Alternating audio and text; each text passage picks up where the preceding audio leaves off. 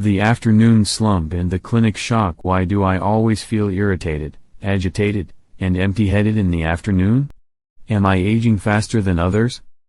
I don't do much, just sit still, so why does my heart race, my memory blur, and I don't want anyone near? Dear friend, if you've ever had those questions, you are not alone. And perhaps, you never knew that. Afternoon is the most dangerous time for the brains of people over 60. I am a brain specialist, with more than 25 years of experience with seniors in the US. I've seen thousands of cases, from mild to severe. But there are still moments that make me stand silent for a long time in front of a brain scan. Last week, I examined Mr. Robert, 69 years old, who came with his wife. He didn't have memory loss, any clear neurological symptoms. Just one thing had made him feel uneasy for over 2 years. Every afternoon, he became irritable, his head felt like stone, and he got angry at the smallest things. When I asked him, he looked down and said something I'll never forget: "I don't understand why I'm like this. I hate myself every afternoon." I thought it was stress or emotional changes of aging. But when I had his brain scanned between 3 to 5 p.m. I was stunned. In the frontal area where emotions and thinking are controlled, blood flow dropped sharply by 18% compared to the morning. Serotonin, the mood-stabilizing chemical, dropped significantly. Glucose for the brain decreased suddenly. Mr. Roberts' brain wasn't old, it was severely lacking nutrients in the afternoon. It was like the sun was setting, but we had no idea because we thought it was just normal tiredness. I used to overlook this phenomenon, until I saw it repeating in more than 70% of elderly patients, with symptoms like mild confusion, unprovoked anger, unusual exhaustion, or even pre-stroke signs that no one noticed. Do you see yourself in that? Have you ever sat still in the late afternoon but inside felt chaotic, stressed, and out of control?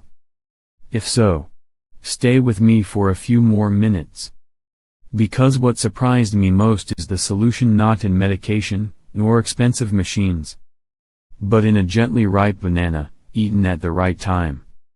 But why the afternoon? Why not early morning or nighttime? And what is silently happening in the brain that causes millions of people around 3 to 5 p.m. to feel tired, sensitive, even losing control, even when sitting still and doing nothing? The answer lies in the place you least expect: brain circadian rhythm and the silent slip of an afternoon that seems so peaceful. That's when I began to see a bigger picture, a map of silent decline, starting from the brain's blood vessels, and ending in a heavy afternoon. We mistake it as normal. Let me tell you why it happens inside your brain each afternoon and why it becomes the most fragile crack of the day after turning 60. When the biological clock pushes the brain to the edge, many people told me, in the afternoon, I feel like someone else. Irritable. Groggy. Not myself anymore. At first, I also thought it was simply due to end-of-day fatigue. But after hundreds of EEG scans and circadian rhythm tracking in elderly patients, I realized a truth that's hard to accept: the afternoon is not just a time to rest, it's when the brain is most vulnerable. From 2 to 5 p.m. the brain enters a critical biological transition. Serotonin, the chemical that stabilizes emotion, starts to drop. Glucose, say the brain's main fuel, also decreases sharply after lunch. Blood flow to the frontal region, which controls thinking and memory, slows down. Sounds minor. But for a brain that has worked for 60 years, even a slight drop can shake the whole system. I'll never forget Mr. Thomas, 72, from Georgia. Every afternoon, he used to play chess, read books. But in recent months, around 4 p.m., his hands trembled, his mind blurred, his heart raced. No pain. No dizziness. But he wasn't himself anymore. The family feared Parkinson's. He just said the usual line, "Maybe I'm just getting old." Upon deeper examination, I found the problem wasn't a disease but a time when the brain was starved for energy, lacking chemical balance, and not being supported in time. Many people are going through what he did, but they assume it's just aging. It's not. It's a story of a circadian rhythm that's out of sync and completely adjustable. And the good news is, that adjustment doesn't come in a prescription. It lies in something very familiar but rarely used at the right time, a ripe banana. But here's what stunned me. Among the hundreds of patients I've seen, the ones who improved the most didn't take more medication, didn't get IVs, didn't go to the hospital. Just one incredibly simple action, done in exactly 5 minutes each afternoon. They didn't change their whole diet. They didn't need a doctor next to them. They just needed one banana at the right time. Sounds too common? But I'll prove to you. Just one banana, at the right moment, can keep your brain from silent shrinkage that's destroying your memory, emotions, and the stability you once had. You don't believe it? I didn't either until I saw brain scans of patients before and after 7 days of just this change. I'll show you the evidence that changed my entire view of afternoon food and why brains over 60 need bananas like hearts need oxygen. One banana, and the brain's stunning comeback. When I began to observe more closely, I noticed a strange commonality between patients showing signs of late afternoon decline and those who remained alert, calm, and emotionally stable well into the evening. They didn't take the same medication, didn't eat the same dinner, didn't exercise the same way. But they all did one very small thing: ate a ripe banana at 3 p.m. Why a banana? And why in the afternoon? Did you know? A banana is one of the rare fruits that contains an amino acid called tryptophan. This is the precursor that helps the body produce serotonin, the neurotransmitter that regulates mood, reduces stress and supports sleep. And serotonin is exactly the safety net that keeps the brain from falling into irritation, sadness, and chaos in the late afternoon. That's not all. Bananas are rich in potassium, which helps stabilize blood pressure and prevent cerebral blood vessel spasms, especially critical in older adults, as their vessels are less elastic and more reactive to emotions. And with its slow-releasing carbohydrates, a banana keeps blood glucose from dropping too fast, providing steady energy to the brain during the most drained hours of the day. I remember the case of Mrs. Dolores, 68, living in Seattle. She came to see me because of dull afternoon headaches, along with fatigue, reluctance to talk, and zoning out during dinner. I didn't give her sleeping pills. No brain supplements. I simply asked her to eat a banana every day at 3 p.m. and record how she felt for 10 straight days. After a week, she wrote a line in her journal and sent it back to me. I've kept it ever since. I'm no longer the shadow at dusk. I've reclaimed the part of me that was forgotten each afternoon. Sounds magical? It's basic physiology.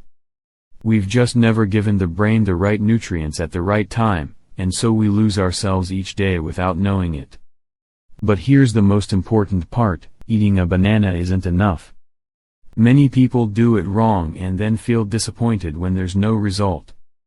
I'll show you the exact timing, the right way to eat, and the 3 common mistakes that make bananas ineffective for the brain, so you don't fall into the trap of thinking it's good but doing it the wrong way. Because a banana only works if you know how to send it to your brain at the right moment. Right timing, steady brain, a peaceful afternoon. Most people think, if bananas are good, then any time is fine. But for those over 60, timing is just as important as the food itself. So when does your brain truly need a banana? That's between 2:30 and 4:30 p.m., a phase when serotonin dips, glucose drops, and blood vessels start to slightly constrict. This is the sunset hour of the brain, a time prone to emotional swings, mild confusion, or uncontrollable irritation. Just one banana at this moment instantly gives the brain a small dose of tryptophan, potassium, and slow-releasing sugar, helping regulate blood flow, balance mood, and reset the circadian rhythm. However, eating the wrong way might make the brain absorb nothing at all. I once monitored the case of Mr. Miguel, 73, in Texas. He listened to friends and ate bananas at 6 p.m. after drinking coffee. The result was not relief. He felt bloated, slept poorly, and woke up more tired the next morning. After making adjustments, eating at 3 p.m. not on an empty stomach, not paired with milk or coffee, the improvement was so fast that even he was surprised. For the first time in 2 years, I didn't have to suffer through the afternoon anymore. So what's the right way to eat? Very simple, timing, around 3 p.m. is optimal.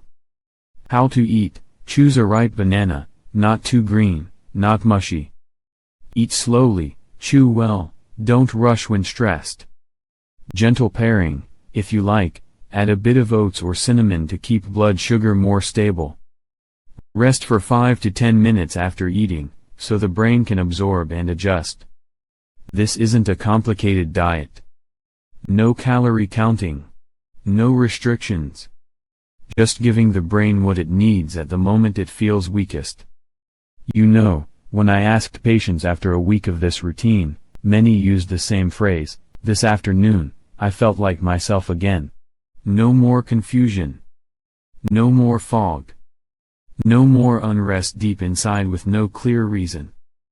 Just 5 minutes, just one banana is enough to fight off the silent waves eroding the brain each day. But sadly, many people unknowingly eat at the wrong time, the wrong way, leaving the brain not only unfed, but even more exhausted. The issue isn't whether you eat bananas or not. It's how you deliver it to the brain as a peaceful gift, or a mistimed habit out of rhythm.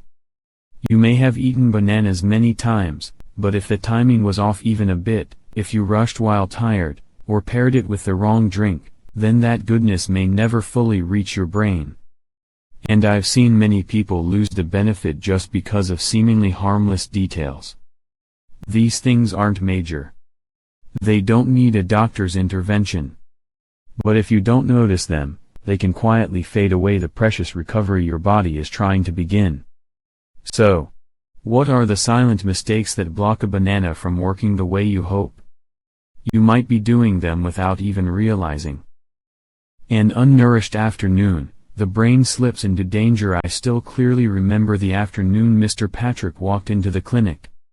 He was 68, lived alone in New Jersey, neat, healthy-looking, composed, very much like the former teacher he once was. If he didn't say anything, no one would think he had any serious problem. But when he sat down, he looked at me for a long time and said, "I'm fine in the morning, but by afternoon I can no longer control myself." That sentence wasn't a complaint, but a soft kind of shame, as if he were apologizing for something unclear. I asked further. He said that around 3:30 p.m. each afternoon, his body began to shift, his head grew hot, his heart beat fast, a restless feeling rose without any clear reason. His hands trembled slightly, memory began to flicker. He sighed and said, "I once snapped at a former student just because he checked in on me too many times in one afternoon." And what struck me most was what he said next: "I've started to fear the afternoons. I fear myself during that time of day." I looked at him, silent for a moment. Because I knew he wasn't alone. Many of my patients, especially those who live alone or are used to being very disciplined people, often fall into such a state. And most importantly, they don't know why, and assume it's aging something beyond help. But that's not the truth. When we pass 60, the brain doesn't weaken right away, it simply becomes more sensitive to deficiency. From around 2 to 5 in the afternoon each day, the brain enters a biological transition state. Glucose gradually drops after lunch. Serotonin, the emotional regulator, declines. Blood flow to the prefrontal cortex slows down. And to compensate, the body produces more cortisol, the stress hormone. That's when we feel foggy-headed, emotionally unsteady, our memory fogs, and we become irritable for no reason. No one can see this with the naked eye. But it's happening, over and over, and if not supported, it gradually becomes a biological habit that makes every afternoon uncomfortable. I didn't write Mr. Patrick a prescription. Not a single pill. I just wrote him one piece of advice, by hand, on a small slip of paper: 3 p.m., one perfectly ripe banana. Eat slowly. No coffee. No milk. No rush. Sit quietly for 5 minutes. That's enough. He nodded, smiled gently, a little doubtful. But he tried it. And after a week, he came back, looking noticeably more at ease. He said, "I don't feel like I'm doing better, but I feel calmer." This afternoon, I finished a paragraph of a book without getting mad at myself for forgetting the first line. I no longer have to avoid the afternoons. I'm starting to wait for them to come. What he said moved me deeply. Because recovery, sometimes, isn't about getting everything back but simply getting back one peaceful afternoon for yourself. The light confusion, the emotional turbulence, the breathless feeling, all of it can ease if we know when the brain needs to be nourished. I've seen many like Mr. Patrick, who began with just one small act. But I've also seen others do the right thing in the wrong way and then lose faith in their bodies. Because with just one misstep, even the best intentions can be lost. And that's what I'll share next, the little things that can prevent the banana you eat each afternoon from becoming a true revival for the brain. You might be doing them too. Simply because no one ever clearly told you. Brain revival from a simple banana. I'll never forget the look on Mrs. Francis's face, 74 years old, when she returned for her follow-up after 1 week. She lives on the outskirts of Oregon with her husband and young granddaughter. The first time she came to see me, she didn't say much. Her husband was the one who spoke first. Lately she sighs a lot in the afternoon, sometimes quietly, sometimes snapping over nothing. And the little granddaughter added with a sniffle, "Our evening meals aren't happy like before, doctor."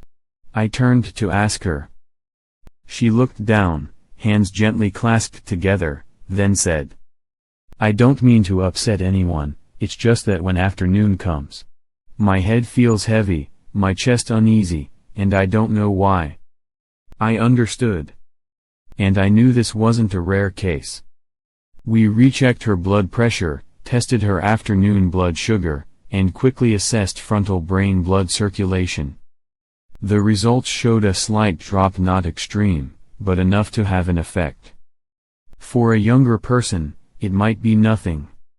But for someone past 70, the brain doesn't need much to feel tired, just a small shortage at the wrong moment. I didn't give her any medicine. Instead, I suggested something simple I'd been observing results from in many other patients. Each day, at 3 p.m., the time when people most easily lose emotional balance, eat one ripe banana. Not green, not mushy. No rushing. No coffee or milk before or after. And sit quietly for 5 minutes. No need to meditate. Just sit. She didn't say much, just nodded. I didn't know if she would follow through regularly. But a week later, she came back, and this time, she reached out to shake my hand. "I didn't get angry this afternoon," she said. "I didn't go silent like before. I just sat there, ate my banana, and watched my cat sleep. And somehow, I felt lighter." I asked, "How was dinner?" She smiled. "My granddaughter said today grandma is like she used to be." Those words, I've heard them dozens of times from different people, in different homes. One person said, "I didn't forget my story halfway through like I usually do." Another said, "I didn't snap at my spouse just because they asked a repeated question." And one whispered, "I felt like I came back to myself." None of these changes is our miracle. They are the cumulative biological effect when the brain is given the three things it needs at its weakest time: tryptophan to produce serotonin, potassium to stabilize neural voltage, natural carbohydrates to maintain stable blood sugar, avoiding afternoon crashes. These things could come from elsewhere, but for older adults, bananas are a gentle, acceptable, easy to absorb, and easy to do choice. And more importantly, that act reminds a person that they still have control over themselves, even just for 5 minutes a day. I believe that each of us can reclaim that stability. It only takes one thing, eating the right way. But not everyone gets the same result as Mrs. Francis. I've seen many people eat bananas daily and then say they felt no change. Not because they lacked patience. But there are tiny mistakes that quietly destroy the benefits a banana could bring. And if you are wondering why you haven't seen a shift yet, you might be unknowingly falling into one of them. I'll tell you about them right after this, so that if you've placed your full trust in your brain each afternoon, at the very least, you won't lose that just because of a few unnecessary details. The little things that make a banana useless to the brain. I used to think, just eat one banana in the afternoon, and it's enough to soothe the brain. And for many people, that's true. But then I met Mrs. Linda, 70 years old, living in San Diego, and her story made me rethink everything. Mrs. Linda is careful, disciplined, and keeps detailed notes. After watching my video about bananas and the brain, she followed everything precisely. Eat a banana at 3 p.m. every day, no coffee, no added sugar. But after 10 days, she called back, her voice full of disappointment. "I don't feel better, doctor. I'm still foggy in the afternoon, still sluggish, my head still heavy as before." I asked her a few questions. And from her first answer, I realized the problem wasn't the banana. It was in the tiny details that seemed harmless but were enough to make the brain reject that gift. She said, "I eat the banana at 6 p.m., after walking and taking a shower." Hearing that, I paused. For older adults, after 6 p.m., the body naturally begins shifting into rest mode. At that point, adding more energy, even a little, can disrupt the circadian rhythm, especially sleep. On top of that, eating a banana right after a shower, when the blood vessels are dilated, causes nutrients to pass through quickly without staying. Meaning, you eat, but the brain doesn't retain it. Then I asked, "Were you hungry when you ate the banana?" She replied, "Yes. I get hungry early in the afternoon, so I eat right away to calm the hunger." And that was the second issue. If you eat a banana on an empty stomach, the sugar from it absorbs too fast, causing a quick insulin spike, then a crash. The result, more fatigue, a groggier brain, and worst of all, a vague sense of letdown. Finally, I asked, "What did you drink within 30 minutes before that?" She answered honestly, "I still keep the habit of drinking half a cup of light coffee to stay alert." I sighed softly. Coffee and serotonin nearly cancel each other out during late afternoon hours. You drink coffee to feel alert, but accidentally erase the calming effect that tryptophan from the banana is trying to create. 3 small things. Nothing wrong with the intention. But they turned the banana, once a life raft for the brain, and into something that floated away, leaving only double the fatigue. I didn't blame Mrs. Linda. I just said, "You're doing the right thing, but sending it to the wrong address." And so we adjusted together. Eat earlier, around 3:15 p.m. Choose a moment when the stomach feels just right, not hungry, not full. Skip the afternoon coffee. Eat in stillness, not rushed, with no drinks at all. After just 5 days, she called again, her voice completely different. "This afternoon, I didn't collapse like I usually do. I sat reading the paper, took some notes, then stepped outside to watch the sky. It's been so long since I felt like I truly lived an afternoon like that." I know that not everyone will feel that effect right away. But I deeply believe this brain just needs to be listened to at the right time, and it will know how to revive itself.